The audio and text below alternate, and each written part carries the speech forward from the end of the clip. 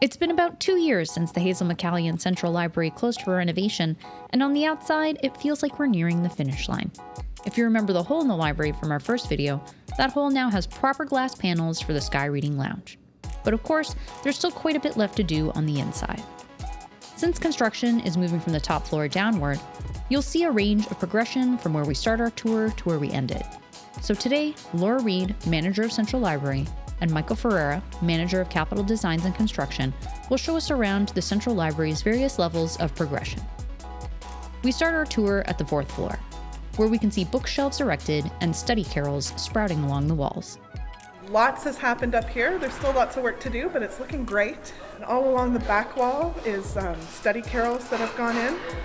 So they'll have some glass partitions in between, so there's lots of study space. And the wide space in the middle, it will all be study tables. So this floor is going to be study central here at the Hazel McCallion Central Library. Moving through the 4th floor, we'll take a peek at the updates to the teaching kitchen. All of the cupboards and cabinetry have been put in. We have space for the refrigerators and dishwasher and all the things that we'll need to be able to do a wide range of programming around food security and cooking. And we're looking forward to finding partners in the community to work with us, and lots of opportunity to learn new things and try some good food in here. Of course, a visit to the 4th floor is nothing without making a stop to the Sky Reading Lounge. So this will all be open for quiet, reflective study, and it's going to be comfortable and beautiful. The rooftop terrace is also coming along nicely, which will feature accessible access to the rooftop. So we're in the rooftop terrace on the 4th floor, which is a beautiful space overlooking downtown Mississauga that will be available for booking. So customers, community members will be able to book it for special events and have access to the rooftop terrace. Moving down to the 3rd floor, we're also starting to see more shelving being installed. We're on the 3rd floor where our nonfiction collection will be, and the shelves are starting to go in. They look fantastic. They're a lower height than we have had in the past, so they're really accessible, and the collection's going to look great. So it's really starting to feel like an actual library. On the 3rd floor, let's have a look at the space devoted to Mississauga history.